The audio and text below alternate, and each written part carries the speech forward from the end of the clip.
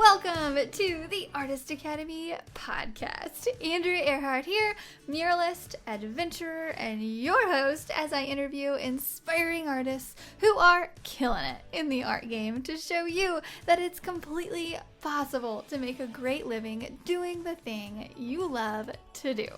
We highlight the business side of art to help you reach more customers, increase profits, and ultimately live a life of creative freedom. Enjoy the show.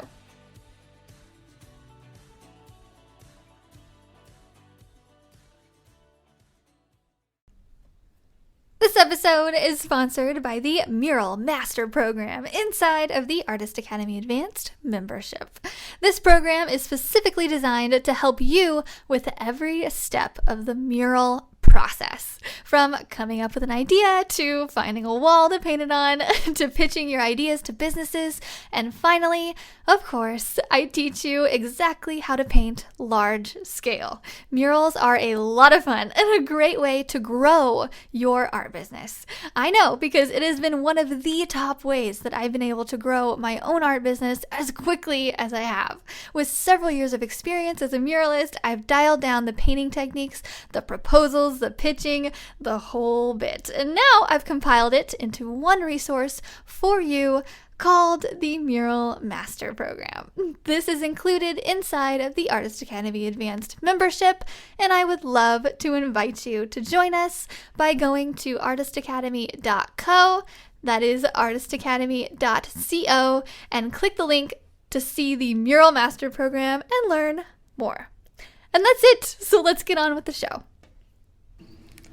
This episode is for the artist who hasn't quite found their niche just yet. Today we're going to go through all of the different things that I have tried, all the different paintings, the different styles, all the things I've tried to make money in order to have finally found my niche, and why I think it would be a really great thing for you to do as well. And this is coming from someone, mind you, who thought of herself as a jack of all trades. I kind of almost threw in the towel for a while of thinking that, well, I like lettering, and then I like canvas art, and then I like murals, and then all the different things. Maybe I'm not meant to be tied in a box. Maybe I would get bored of anything. And so, having recently found the thing that I love to paint and am excited to paint and could probably paint every single day for a really long time, I want to talk about my experience of getting there and also the importance of it. Because if we really think about it, if we really dial it back and, get all the cloudiness out of the way and we think about, what an art business is, it's basically step one, find your thing, which is painting and what you love to paint. Step two, get really, really, really good at painting that thing.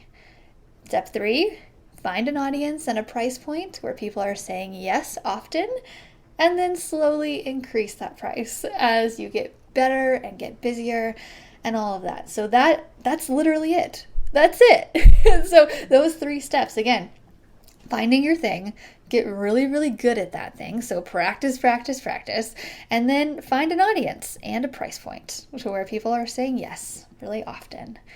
That's it.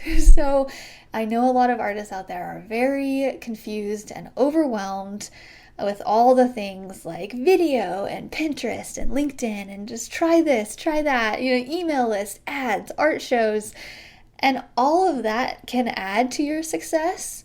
But the basis is what I just said, though, finding your thing, getting really good at that thing, and then finding an audience and learning how to price yourself. That's it.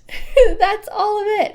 And sometimes when I'm feeling really overwhelmed with stuff, because that happens, I do feel overwhelmed quite a bit, I just paint. That's my backup, because I know that the better I get and, the more content that I could put out and just the more that I can produce and the more time I spend with a brush in my hand, that is the foundation of everything. It really, really, really is. So if you're out there and you're confused and you're listening to this and you're not painting, I invite you to pick up that paintbrush while we're listening and just paint. So, okay, we're going to get into this. And also, if you're a more experienced artist and you've already found your niche, as I'm going through all of the things that I've painted, I would love if you got a little nostalgic with me and thought of all the things that you have tried to paint before and just all the ways that you've made money, and to be a little thankful that we are now here doing the thing. And I would also love to hear what what that list consists of. So if you want to message me, I would love to share your story on Instagram and whatnot.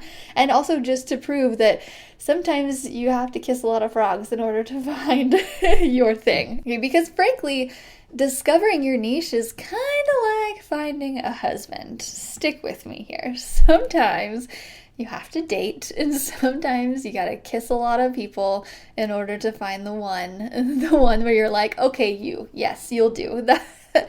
You're my thing. And a lot of people, they find theirs in really early on, which is the same as painting. I have a student right now, Natalie. She's like, I know what I want to paint. I already know. I know the colors. I know myself. I know this. She's got it. And so I categorize her into the, marrying her high school sweetheart type thing, which I don't know if she did. I don't think so. I don't know. But just for like metaphoric or simile, whatever, examples.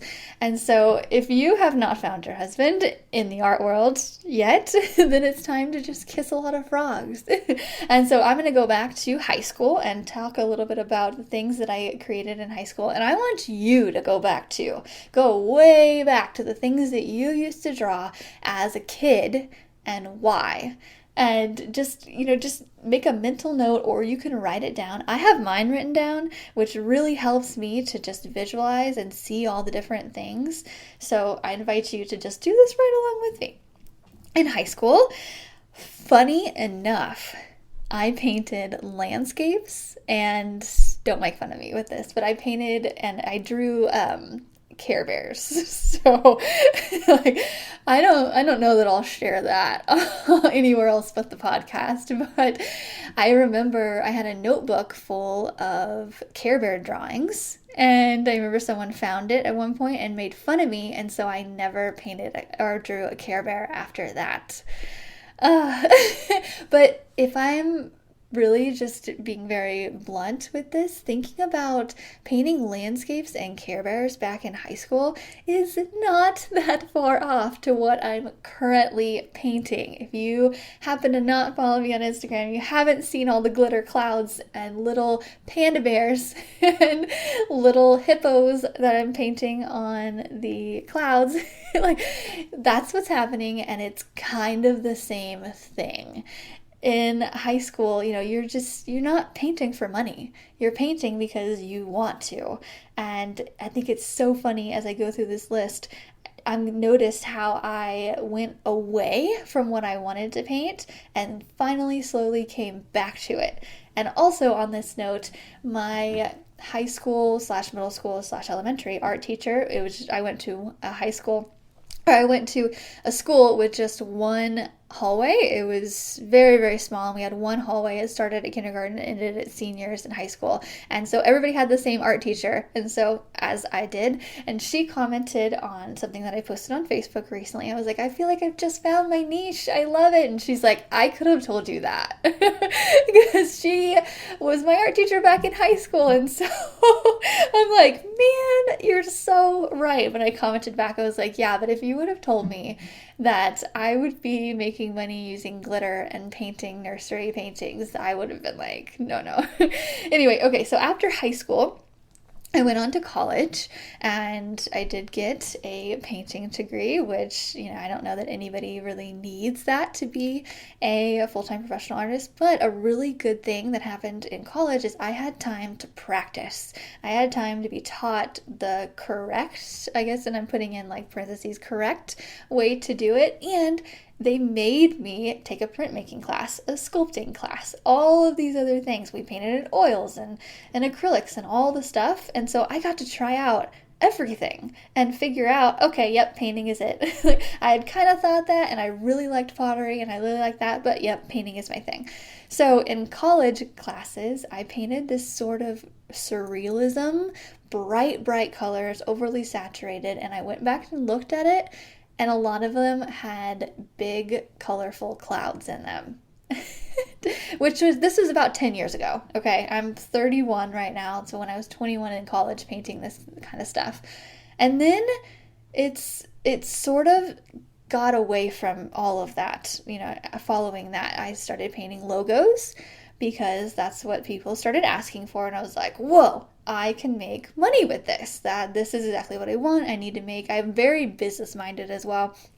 Obviously, I don't have to tell you that, but so I let my business mind take over, which is a little dangerous in this aspect where I made money with it, but I didn't paint overly saturated colors anymore for the next several years. I didn't use pinks. I didn't use, blues straight from the paint tube. Like, it was just, everything just got a little bland. And I was painting logos, and then I went into painting animals and landscapes for a popular outdoors company. If you don't know the backstory, if you haven't listened to episode 1, I got a job really quickly, or I was hired on to paint for Bass Pro, and so all of their colors are very much hunter green, browns, neutrals, grays, very, very bland colors, not what I was painting in college. And I think about my interview for that, and as I showed him all the stuff that I painted in college, I was like, look at my awesome clouds. He was probably like,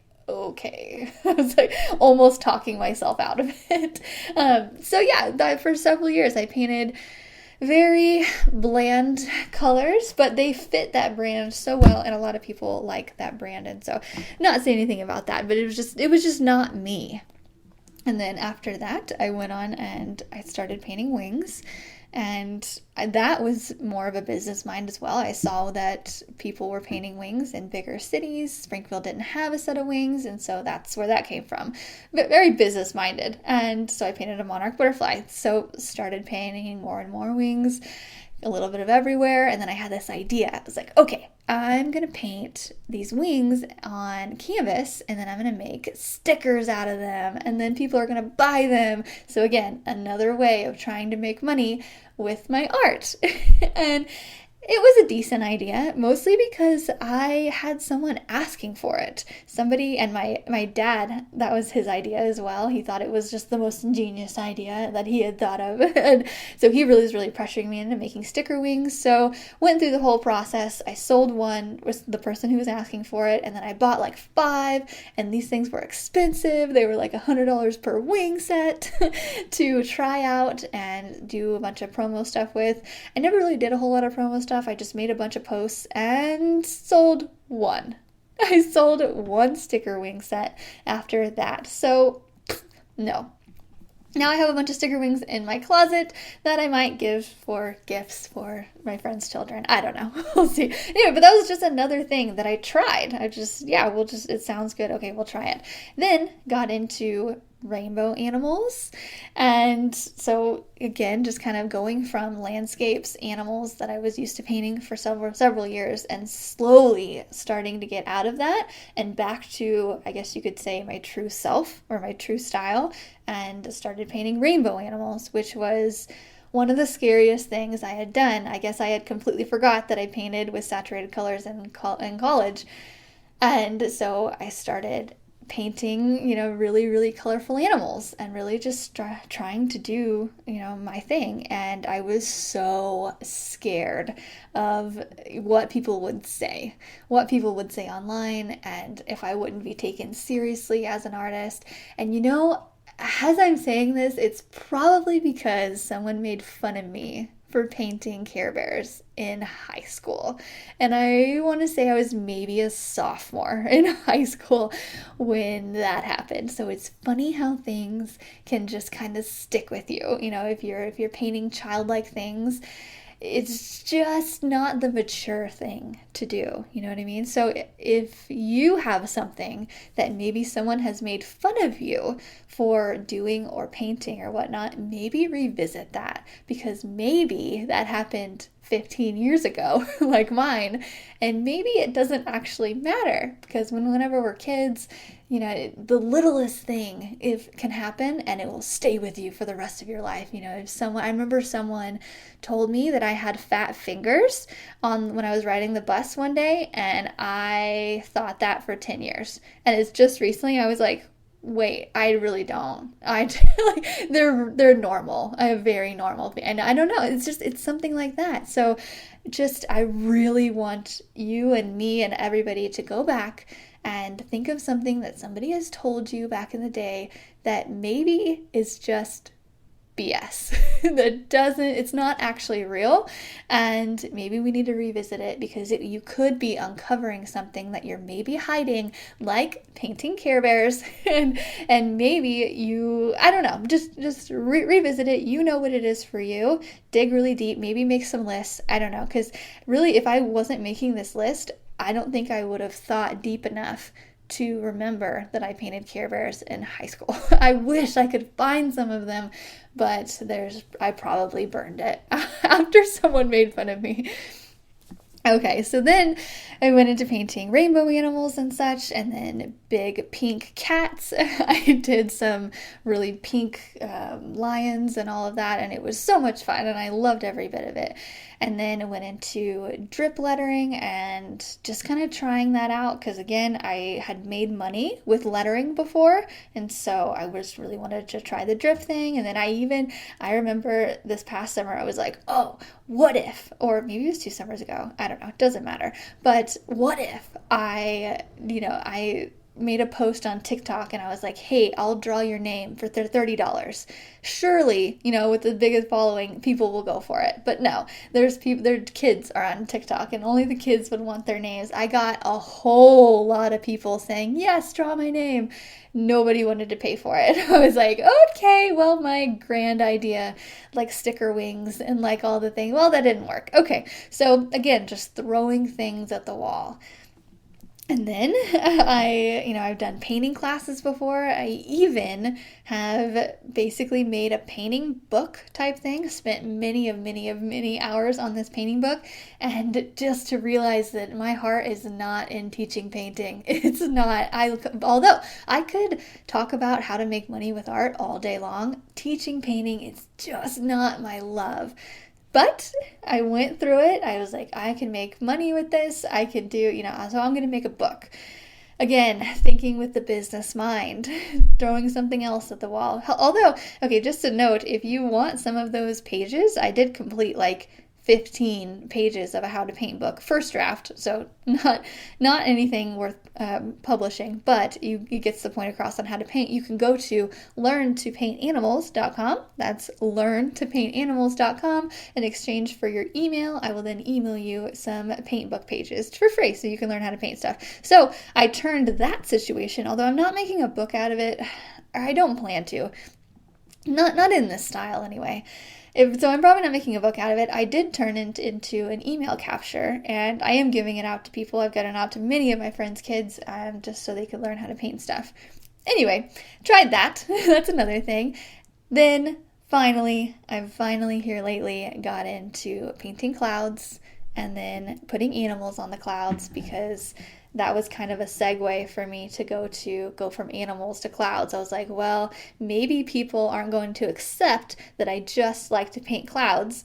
Maybe I need to put an animal in them, because people are used to seeing animals from me, which makes no sense, really. If I'm thinking about it now, that makes absolutely no sense. So I started putting animals on the clouds. Turned out super cute, and I kind of like the idea of it. But sometimes I just want to paint clouds, and people don't care. People are like, okay, great, yeah, that's fine. And like, people don't really care if there's an animal on it or not. They will just, if I love it, people love it. And that's what I want to get across. If you love it, you might get someone that makes fun of you at some point, but that's the thing that's going to sell. So I've gone through oh gosh, landscapes to logos to animals to sticker wings to rainbow animals to lettering to making a paint book to animals again to clouds. And now I'm finally adding glitter onto my paintings. By the way, back when I did the pink lions paintings like last year, a year or and a half ago maybe, I bought glitter and I was just too scared to use it. I was like, no, I can't do this. People won't take me seriously. And that's been the recurring theme through my entire art career is people aren't going to take me seriously if I don't do this thing. Like if I really truly do what I want to do, nobody's going to buy it. Everybody's going to write me off and be like, what happened to her? Like she, she was this great artist that are great, but this like artist who could paint all of these professional things and now she's painting nursery stuff. Like what? But no, that's not what's happening. And I'm so, so, so thankful for it. With the response that it's gotten in the past month, I basically used the 31-day challenge to take something that was working and that people, I had a great response to. I lowered the price on it and I've sold every single one of those paintings so far in the 31 challenge. And that's partly because I've gone through this process of finding my thing. And also, I've put in the time to get good at it, which is step 2. So first off, find your thing. Step 2, get good at it. And then 3, finding a price point and, growing an audience to where people are saying yes and then slowly raising the price. That's the whole art marketing basis. Yes, I'm using video. Yes, I'm posting to LinkedIn. Yes, I'm doing all the things which help, but the basis is all of what I just said, all of that. And I'm going to continue to do this with our upcoming 100-day challenge. Actually, by the time that this airs on Monday, this will be the very first day of our 100-day challenge. And I want to invite you to join us. Because if you haven't found your niche yet, this is a perfect example or a perfect opportunity for you to try all the different things that you haven't tried before and put in a little bit of practice every day. And if you've already found your thing, great. This is a really good chance for you to be consistent of 100 days of creating for at least 30 minutes per day. That is the only criteria. That's it. And just create for at least 30 minutes per day for 100 days.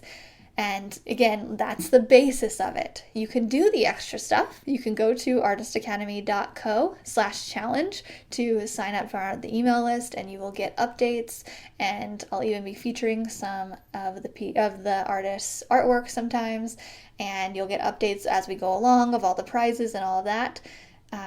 And then the second thing is you can go to the Facebook group, which is just facebook.com/groups/artistacademy. And if you need a little bit of motivation going through the 100-day challenge, then you'll see all the other artists right along with you doing the thing, and it really helps to just stay motivated.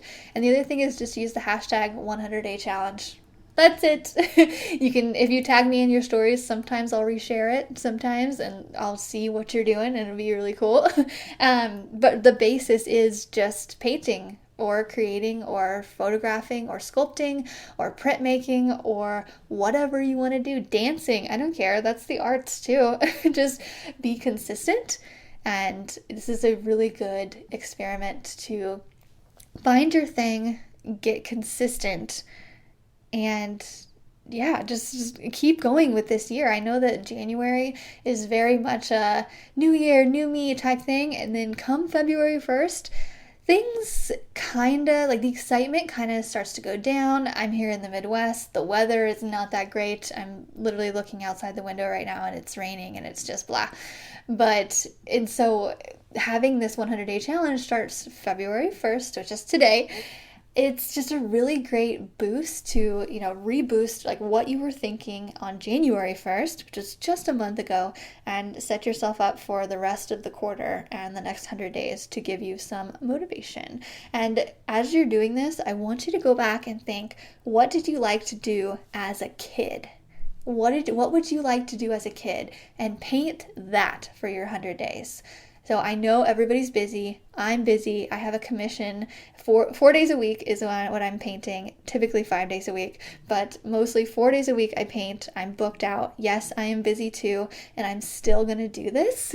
And I highly encourage you to do that too. We are all busy. However, that 30 minutes that you spent scrolling Instagram could easily be put into creating for 30 minutes and listening to a podcast or a book for inspiration. And I think just that extra 30 minutes can change your year. It really can. This is our 3rd year doing this, and it's a really good chance for you to experiment. And by the end of it, if you haven't found your niche yet, which I really think that you will, but just keep asking yourself, what is so me? What is so me that it's stupid? Because your tastes and your favorite color and the things you like to eat and just all of that is so very you, and your art is the same way. What is so you? I have a really good friend, her name's Renee, and we are polar opposites, but sometimes I make a note when she does this, but anytime I go and I'm like, hey, we're about to do this, I'm so excited, whether it's art or life or home stuff or whatever, she just looks at me and she's like, that is so you. And I'm like, oh, I guess it is. I kind of thought everybody would love this, but no, I love pink, she loves black. We are very different. And she just looks at me like, that is so you. I'm so happy for you. I will never do that, but I am glad you do you, girl. So when you're painting, what is something you could paint that your friends would say, that is so you, that your family would say, that's so you. That's awesome. Find that thing and start our 100-day challenge, which starts today. And if you're hearing this a couple days down the road, or if you need a break from the 31-day challenge, take it. That's okay. You're just starting a couple days late, which is totally fine. So just add it up or add it on to the end of the 100-day challenge. So when we all stop at 100, maybe you'd be like, oh, well, I need to go to 102 because I heard the episode late, or I really needed a break or whatever. It doesn't matter. I'm literally making up these rules, guys. I'm making it up as I go, and I'm doing them because they benefit me. And so I highly encourage you to do them because I know it will benefit you, and you're going to inspire so many people. If you do something for 100 days, oh God, the majority of people can't do the same thing, can't go to the gym 5 days a week, or can't do the same thing 7 days a week all week. They just can't. But if you can do this, if you can paint for 30 minutes every single day for 100 days, you are going to inspire so many people, your sister, your neighbor, people that just watch you, that pretend you don't even exist, who just like your stuff but never comment. Those people are still going to watch you do this thing, and they will be inspired by you, and it will be a chain reaction. So help me start this chain reaction that starts today. Okay, I'm out of here. I'm going to go paint and glitter something. So, all right, I cannot wait to see what you create. Have a great week. This episode is sponsored by the Mural Master Program inside of the Artist Academy Advanced membership. This program is specifically designed to help you with every step of the mural process, from coming up with an idea to finding a wall to paint it on to pitching your ideas to businesses, and finally, of course, I teach you exactly how to paint large scale. Murals are a lot of fun and a great way to grow your art business. I know, because it has been one of the top ways that I've been able to grow my own art business as quickly as I have. With several years of experience as a muralist, I've dialed down the painting techniques, the proposals, the pitching, the whole bit. And now I've compiled it into one resource for you called the Mural Master Program. This is included inside of the Artist Academy Advanced membership, and I would love to invite you to join us by going to artistacademy.co, that is artistacademy.co, and click the link to see the Mural Master Program and learn more. If you've enjoyed this episode, don't forget to subscribe and leave a review. If you review our podcast and send a screenshot of that review to me on Instagram, I am Art by Andrea Earhart. I will gladly share your art on my Instagram story with a reach of over 60,000 as a thank you for helping us grow this Artist Academy community. And speaking of community, if you would like to be a part of our absolutely free and very encouraging community on social media, just head over to facebook.com/groups/Artist Academy, and I will see you next week.